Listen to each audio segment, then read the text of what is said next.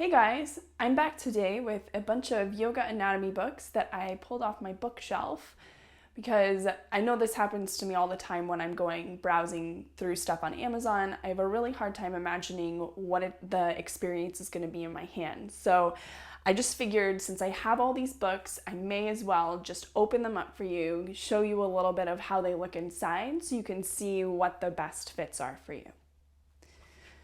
The first one that I have here is Functional Anatomy of Yoga. This is actually one of the newest ones that's been written on the topic.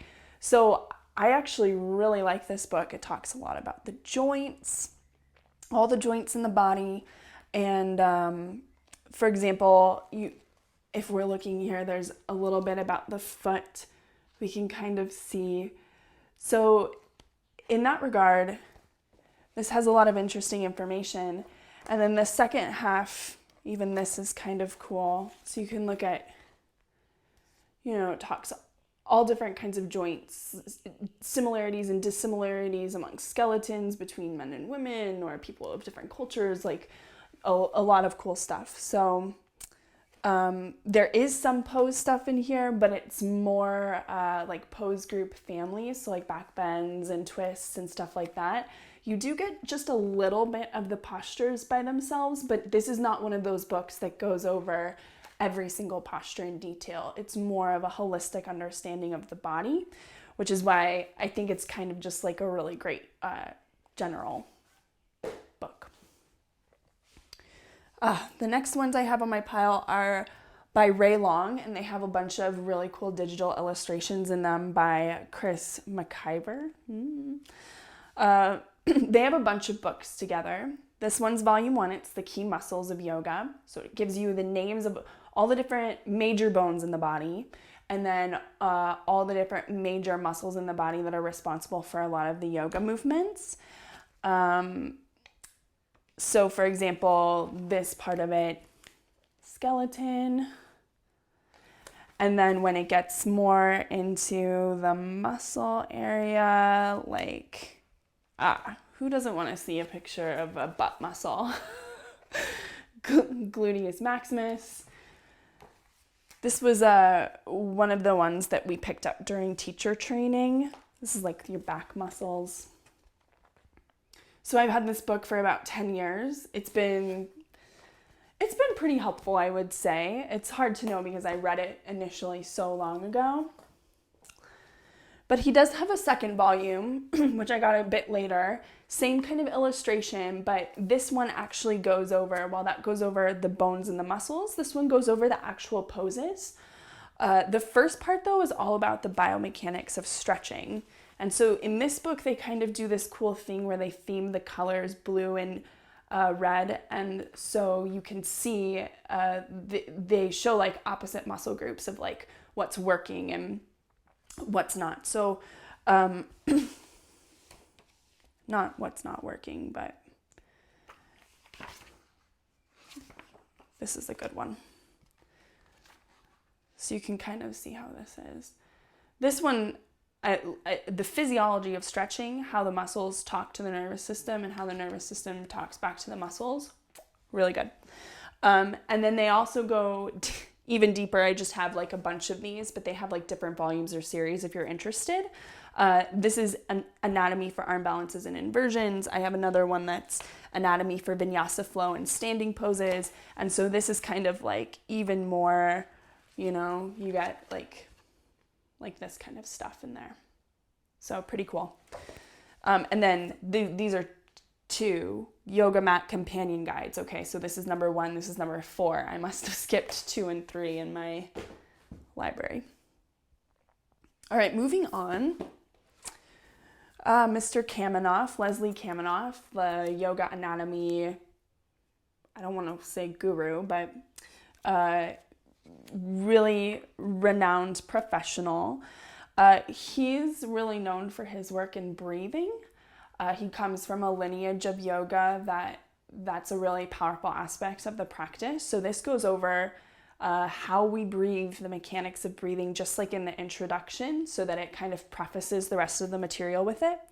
And then the rest of the book is posture by posture, kind of cool. It gives you actually right up at the top both the Sanskrit name, the pronunciation, the English name. So if that's something you want to learn, this can be a great resource for that. Just if you take a lot of classes with teachers who use Sanskrit, you can be like, what are they talking about? And then it goes, every pose has something a little bit about breathing and talks about what's working in the body, what's lengthening, different key structures. And so as you go through the book, you do learn about, for example, like this is like a little diagram about arch support in the feet. So you do get that kind of holistic understanding of the different elements of the body. It's just not split up like that in the chapters. Yoga of the Subtle Body. This one's by T.S. Little. I wanted to throw this one in the mix just because this is really the only resource that I have that really goes into depth about the anatomy of the organs and of the glands. So kind of like what's the world on the inner body, and then how do the yoga postures affect that? And so he takes the approach of looking at the body through the 7 chakras. This is really just like dense, paragraph stuff.